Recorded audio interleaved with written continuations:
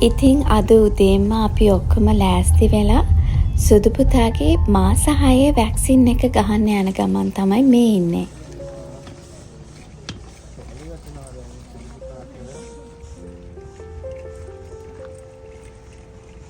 ඉතින් සුදු පුතාට වැක්සින් එක විදින වෙලාවේ මම කිසිම වීඩියෝ එකක් ගත්තේ නැහැ. ඒ මොකද මගේ හිතට ආසාවක් උමනාවක් ආවේ නැහැ සුදු පුතා දුකින් එයාට වේදනාවෙන් ඉන්න වෙලාවක වීඩියෝ එකක්වත් ගන්න ඒක ඔයාලත් එක්ක ෂෙයා කරන්න මගේ හිතට ඒ දේ කිසිම සතුටක් ගේන්නේ නැති හින්දා මං එහෙම කරේ නැහැ.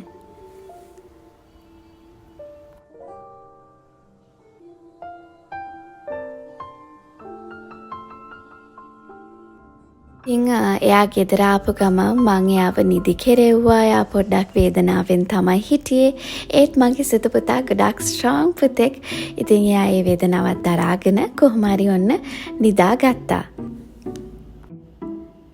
ඔන්න ඉතින් දැන් මම මේ එයාගේ නර්සරි එක පොඩ්ඩක් පිළිවෙල කරන්නයි මේ ලෑස්ති වෙලා ඉන්නේ.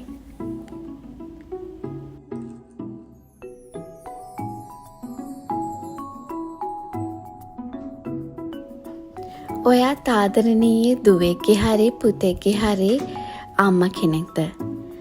එහෙනම් ඔයා කල්පනා කරනවා ඇති ගොඩ වෙලාවකට අනේ මට මං ඉස්සර හිටියා වගේ ඉන්න තියෙනවා නම් කියලා. මොකද ඔයා ගැන හිතන්න ඔයාට ගොඩාක් වෙලා හම්බෙන්නේ නැහැ. ඔයාට මට වගේ සුදු පුතෙක් හරි සුදු දුවෙක් හරි ඉන්නවා නම්. ඇත්තම කියනවා නම් ඔයාට කලින් හිටපු කෙනාට නම් ආයෙමත් යන්න බැරි වෙයි. මොකද ඔයාට ලස්සන සුදු පැටියෙක් ඉන්නවා. ඒ පැටියාගේ වගකීම් එක්ක ඔයා වෙනස් වෙනවා. ඒ වෙනස් වීම ඔයා ආදරෙන් බාර ගන්න. ඔයාගේ මේ අලුත් වර්ෂන් එකට ඔයා ආදරය කරන්න ගන්න. ඔයාට ලොකු වෙනසක් එතකොට දැනේ.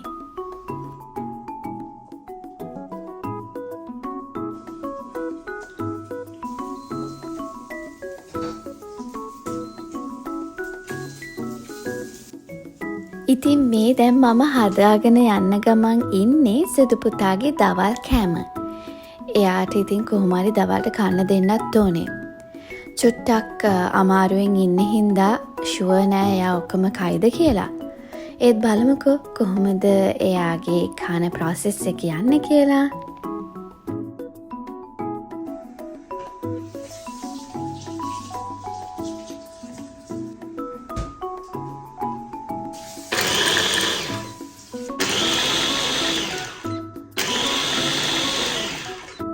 ඔයාලා පහලින් කමෙන්ට් එකක් ලියන්න. ඔයාලා කැමති නම් සුදු පුතා මොනවාද කන්නේ, දවසක් ඇතුළත මොනවාද කන්නේ කියලා දැනගන්න.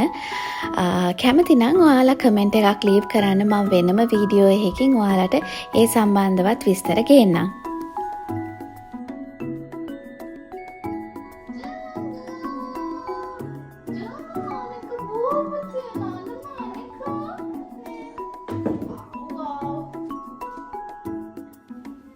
ඔන්න සුදු පුතා දැන් කන්නයි යන්නේ. එයාව මම මෙහෙම තමයි කන්න ලෑස්ති කරගන්නේ.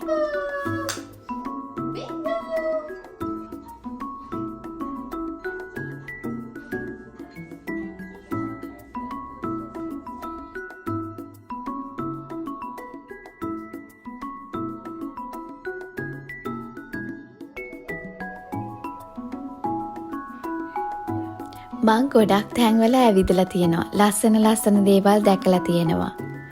ලස්සන දේවල් වලට ආස හිතිලා තියෙනවා. ඒ හැම දෙම පරාදයි මගේ සුදු පුතාගේ හිනාවට.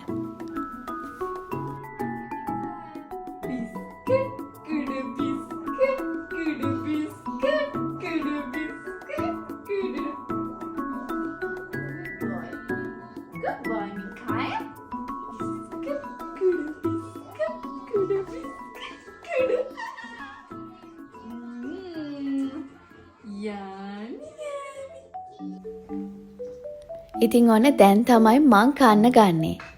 මේ අවුරුද්දේ මුල ඉඳන් මම පොඩි ඩයට් එකක තමයි ඉන්නේ. ඉතින් ඔයාලට පේනවනේ මම බත් චුට්ටයි බෙදාගත්තේ. අනිත් දේවල් ටිකක් වැඩිපුර බෙදාගත්තා.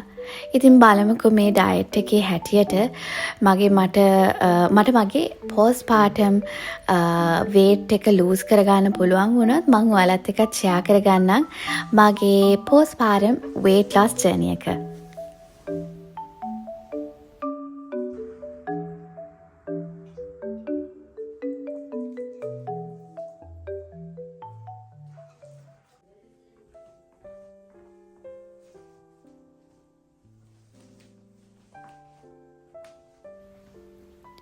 ගොඩක් කට්ටිය කියන දෙයක් තමයි බැන්දට පස්සේ මගේ ජීවිතේ ගොඩාක් වෙනස් වෙලා. ඉස්සර මම මෙහෙම හිටපු කෙනෙක් නන් නෙමෙයි. ඉස්සර මම ගොඩක් සතුටින් විනෝදයෙන් යාළුවොත් එක්ක කල් ගෙවලා ගොඩක් ඉන්ඩිපෙන්ඩන්ට් විදියට තමයි ජීවිතේ ගත කරේ. ඔන්න ඔය වගේ දේවල් අලුත බැඳපු ජෝඩුවකකින් අහගන්න අපිට ගොඩාක් වෙලාවට ලැබෙනවා. අලුත බැඳපු නෙමෙයි බැඳලා ටිකක් කල් ගියාමත් හස්බන්ඩ්ලා වයිෆ්ලා ඔය වගේ කතා කියනවා අපි ගොඩාක් වෙලාවට අහලා තියෙනවා. මං හිතනවා ඔයාලටත් ඒ වගේ කතා අහන්න ලැබිලා ඇති. එහෙම කියන හැම වයිෆ් කෙනෙක්ම හැම හස්බන්ඩ් කෙනෙක්ම ඇත්ත කියන්නේ. මොකද අපේ ජීවිතේ බැඳලා පස්සේ අපිට ගොඩක් වෙලාවල් වලට ඔන්න ඔය සිතුවිල්ල හිතට පහළ වෙනවා.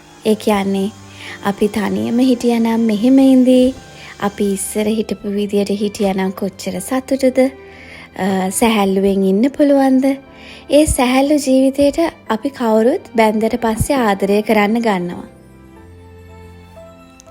ජීවිතය කියන්නේ ඕක තමයි. දවසින් දවස අපි වයසට යනවත් වගේම අපේ ජීවිතේට එන්න තියෙන ප්‍රශ්න එතකොට වගකීම් වැඩි වෙනවා. ඉතින් ඒ ජීවිතේ තිබ්බ සැහැල්ලු බව දවසින් දවස අපෙන් මගහැරලා යනවා. ඉතින් දැන් ඔයා හිතනවා නම් ඔයාගේ ජීවිතේට බර වැඩි, ප්‍රශ්න වැඩි කියලා චුට්ටක් ඉවසලා ඉඳලා බලන්නකෝ.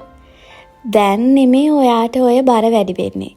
තව ඉස්සරහට යන්න ඔයාගේ ජීවිතේ වගකීම් වැඩි වෙනකොට ඔයාගේ ජීවිතේට ප්‍රශ්න වැඩි වෙනවා. ඉතින් ඒ වගේ තමයි ජීවිතේ ගලන් යන්නේ. ඔයා ඉස්කෝලේ යන කෙනෙක් නම් ඔයා හිතනවා ඔයාට මේ එක්සෑම්ස් කරන එක තමයි ජීවිතේ තියෙන ලොකුම අමාරුම දේ කියලා. ඒ වුණාට ඔයා තව චුට්ටක් කාලේ ගියාට පස්සේ ඔයාට හිතේ අනේ ඉස්කෝලේ යන කාලෙට යන්න තිබ්බනම් කියලා. ජීවිතේ කියන්නේ ඕක තමයි.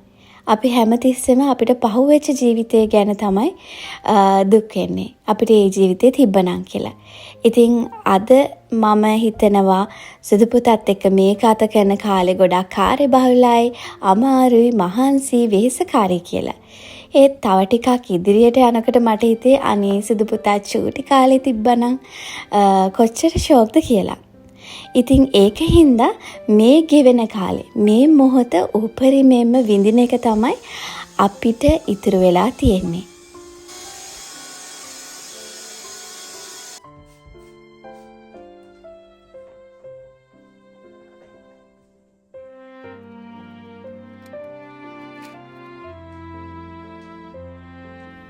කතාවෙන් කතාව කාමරේ පොඩ්ඩක් අස්පස් කරලා මම මේ දැන් කීයක බලන්න ඉඳගෙන ඉන්නේ රෑ කෑම වේල කන්න.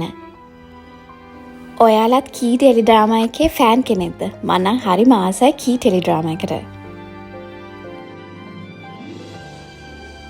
පේනවනේ මේක තමයි මගේ ජීවිතේ. කන්න ඉඳගත්ත විතරයි සුදු පුතා නැගිටලා. ඉතින් ඔහොම තමයි මගේ සුන්දර ජීවිතේ මේ දවස්වල ගෙවිගෙන යන්නේ. මේ වීඩියෝ එක බලන් හිටපු ඔයාලා හැමදෙනාටම ගොඩක් ආදරේ. ගොඩක් ස්තුතියි මගේ වීඩියෝස් අදටත් මාත් එක්ක බලන්න එකතු වෙනවට. ඉතින් ඊළඟ වීඩියෝ එකකින් ඔයාලත් එක්ක හම්බෙනකන් ඔයාලා හැමෝටම ආදරේ. චාෝ.